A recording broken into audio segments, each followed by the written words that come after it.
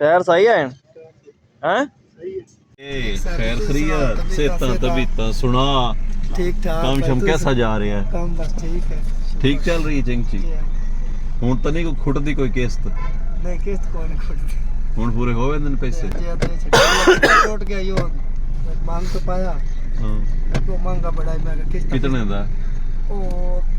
1550 दी मांगम दी हां ਤੇ 1150 ਦੀ ਆਪ ਤੇ ਤਾਰਾਂ ਤੇ ਮਜ਼ਦੂਰੀ किस्त ले नहीं ਉਹ ਸ਼ੋਰੂਮ ਵਾਲਾ ਤੋਂ ਮੰਗਿਆ ਜੇ ਤਾਂ ਰਕਸ਼ਾ ਲੈ अच्छा वो दे छोड़े ਅਗਲੇ किस्त च पा छोड़े सो ਨਹੀਂ ਨਹੀਂ ਉਹ ਮੰਗ ਕੇ ਲਿਆ अच्छा मांग के लिए ਮੈਂ ਕਿਹਾ ਮੈਂ ਮੁੜੀ ਤਾਂ ਕਿਸ਼ਤ ਦੇ ਕੇ ਤੇ ਮੋੜ ਮੈਂ ਬਣਵਾ ਲਈ चलो अल्लाह खैर करी तो सवारी शवारी लग गई तंग तो नहीं करेंगे पुलिस वाले ਲਾਇਸੈਂਸ ਬਣਵਾ ਲਈ लाइसेंस बनवा लिया बस बात ठीक है दुआ करी अल्लाह खैर करे ਆਵਾਜ਼ ਤਾਂ ਰੋਜ਼ ਕਰਦੇ ਆ ਸਾਡੇ ठीक हो गया अल्लाह हाफिज़ अल्लाह हाफिज़